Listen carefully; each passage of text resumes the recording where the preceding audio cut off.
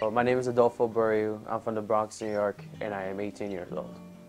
I mostly provide care for my grandma, Maria Felisa de la Cruz.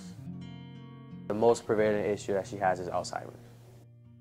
It was drilled into me that it's just me and my mom. You had to help each other.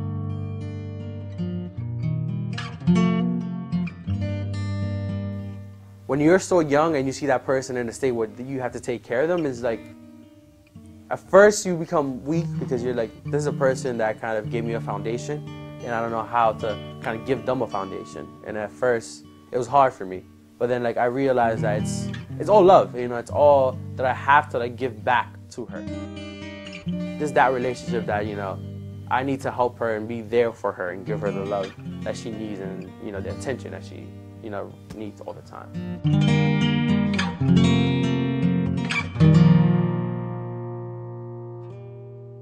For my mom, it was, imagine coming home, work, stressed, and then having to deal with my grandma who just is plentiful to deal with, having to make sure she gets up from the bed, take her to the kitchen so she can eat, make sure that she doesn't make a mess, because sometimes my grandma just eats and just forgets the regular motion. So just having to simply take care of somebody else.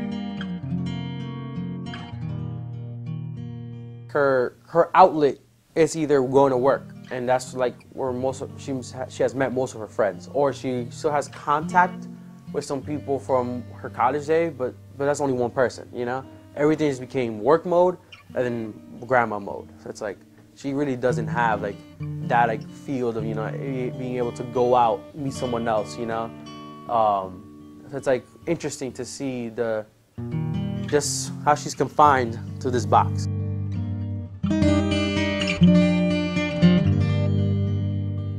It's either you take care of your family member or you dump them in a home and just forget about them, right? And I think that's one of the routes that my family could have taken, but it's your mother, it's someone that sacrificed and gave so much to you that, why would you carelessly just put them somewhere else and visit them once a week and you just forget about them? It's there's no reward.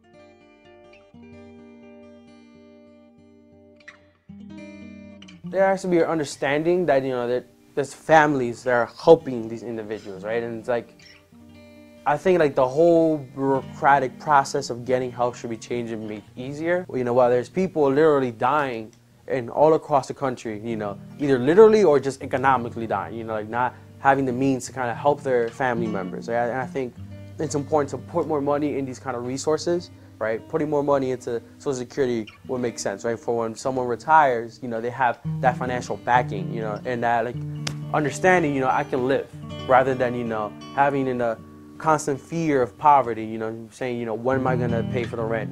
When is this going to happen? When is there going to be food on the table? It's you don't want those fears. I really challenge people who are rich to kind of live in my situation. Then you understand that it's not our fault, but it's a whole other systemical issue that needs to be addressed, and it's not, I'm deliberately not going to work when there's no work around me for me to sustain my family.